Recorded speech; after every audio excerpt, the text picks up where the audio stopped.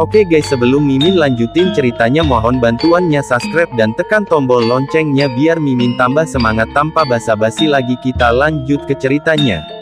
Melanjutkan cerita sebelumnya.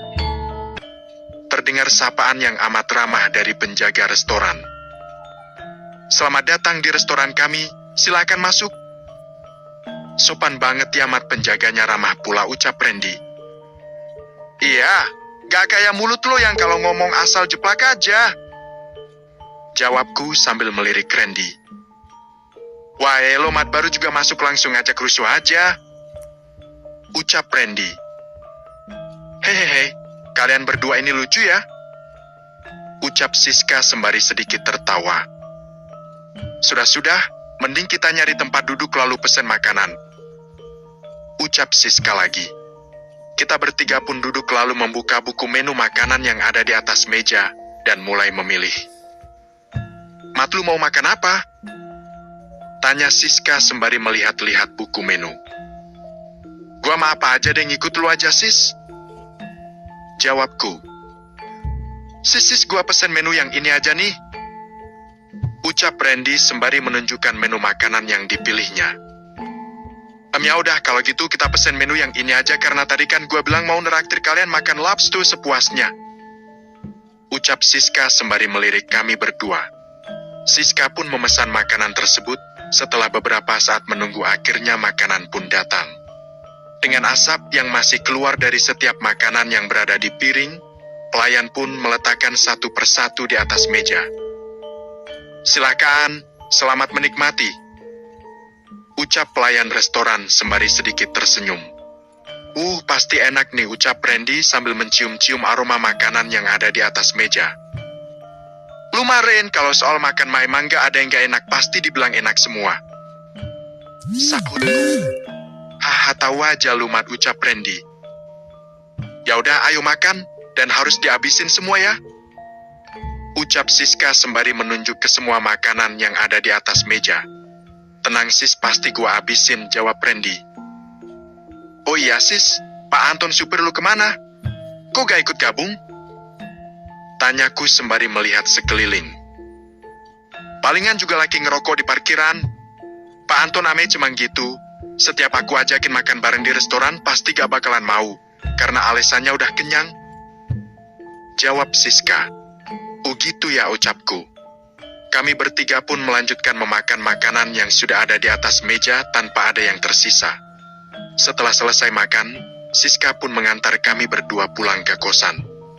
Tak lupa aku dan Randy mengucapkan terima kasih kepada Siska juga Pak Anton. "Siska, Pak Anton, terima kasih ya sudah mengajak kami berdua jalan-jalan dan ditraktir makan makanan yang enak," ucapku sembari melihat ke dalam mobil. "Iya sis, makasih ya. Sering-sering kayak gini kami pasti akan dengan senang hati tidak akan menolak. Hehehe," ucap Randy sembari sedikit terkekeh. Aku pun langsung menginjak kaki Randy seraya berkata khas dan memberikan kode untuk diam. "Sakit mat, lo ya hobi banget nginjek kaki gua," ucap Randy sedikit berbisik sembari meringis kesakitan. "Hahaha." Terdengar suara ketawa dari dalam mobil yang ternyata itu adalah Siska. "Ya udah, gua pulang dulu ya. Salam juga buat orang tua kalian," ucap Siska sembari melambaikan tangannya. "Iya sis, sekali lagi makasih ya. Hati-hati di jalan," ucapku membalas lambaian tangan Siska. Mobil Siska pun perlahan pergi menjauh, tapi aku masih memandanginya dan bergumam dalam hati. "Bukannya gua gak PKM lu sis, tapi gua sadar kalau lu itu bagaikan langit dan gua bagaikan bumi. Terdapat perbedaan yang sangat jauh."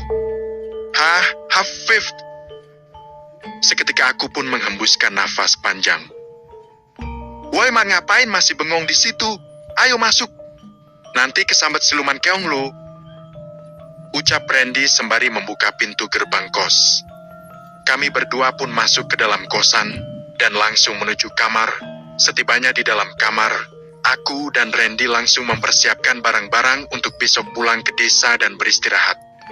Keesokan harinya, pagi-pagi sekali kami pergi ke terminal kota, lalu mencari bus yang masih sejurusan ke arah desa kami. 10 jam lamanya perjalanan dari kota menuju desa kami. Dikarenakan desa kami masih terpencil, jadi kami berhenti di pangkalan ojek pinggir jalan yang biasa mengantarkan penumpang ke arah desa kami. Kami berdua pun turun dari bus dan langsung mendekati pangkalan ojek. "Pak ojek ya, berdua," ucapku sembari menunjuk Randy. "Kemana?" tanya tukang ojek. "Ke desa Renghas Condong," jawabku. Tukang ojek pun menoleh ke temannya yang di belakang sambil berkata, "Gimana nih, lo mau angkut gak?" "Udah, ayo angkut aja, lagian kita dari pagi belum dapat penumpang," jawab tukang ojek yang satunya. Dengan melewati jalan setapak yang biasa dilewati oleh penduduk, kami berdua pun diantar oleh 2 tukang ojek ke desa. Jalan yang masih tanah dan sedikit becek karena bekas hujan, juga terlihat beberapa genangan air membuat kami berhati-hati melewatinya, ditambah suasana yang sudah semakin gelap karena sudah menjelang maghrib. "Nah, anak ini asalnya dari mana dan punya tujuan apa datang ke desa Renghas Condong?" tanya tukang ojek kepadaku. "Sebenarnya saya itu penduduk asli desa Renghas Condong, Pak. Dan teman saya yang di belakang dengan ojek yang satunya juga sama penduduk asli desa, Pak. Cuman karena berhubungan di desa, kami tidak ada sekolah SMA, jadi kami berdua bersekolah di kota, dan kalau libur akhir semester selalu pulang ke desa untuk bertemu orang tua," ucapku menjelaskan. "Oh gitu toh," jawab tukang ojek. "Emangnya kenapa, Pak?" tanyaku. "Gak ada apa-apa, Nak. Cuman ya Bapak heran aja baru lihat kamu dan temanmu," jawab tukang ojek. Mungkin karena kemarin-kemarin ketika kami berdua pulang selalu dijemput sama orang tua kami, Pak," ucapku. 20 menit lamanya perjalanan kami berdua naik ojek, sampai akhirnya terlihat gapura kampung bertuliskan "Selamat datang di desa Renghas Condong", dengan beberapa obor yang menempel di sisi kanan dan kiri gapura tersebut. Tidak lama setelah itu, terlihat beberapa titik cahaya yang berasal dari obor yang dipasang di depan rumah warga, dan ada juga yang berasal dari lampu minyak tanah. Maklum saja karena desaku ini terpencil, jadi masih belum ada listrik. Akhirnya kami pun sampai di rumah masing-masing dengan selamat, dan tak lupa memberikan ongkos kepada tukang ojek yang telah mengantarkan kami. Aku sendiri memberikan 1 lembar uang 50 ribuan, sedangkan Randy sendiri aku tak tahu mengasihkan ongkos berapa, karena posisi rumah kami yang tidak saling berdekatan. "Wah, ini kegedean, Nak. Biasanya juga 20 ribu," ucap tukang ojek sembari melihat uang 50 ribuan tersebut. "Bapak juga nggak ada kembaliannya." "Udah, Pak, nggak apa-apa, ambil aja. Anggap aja rasa terima kasih saya, karena Bapak sudah mau nganterin saya pulang sampai rumah dengan selamat, ditambah suasananya yang sudah gelap," jawabku dengan nada rendah. "Alhamdulillah, kalau gitu terima kasih banyak ya, Nak," ucap tukang ojek. "Iya, Pak, sama-sama," jawabku. Terdengar suara lantunan ayat suci Al-Quran dari dalam rumah, dan aku pun mengetok pintu rumah. "Tok, tok, tok, assalamualaikum. Tok, tok, tok, assalamualaikum." Tapi belum ada respon dari bapak dan ibuku.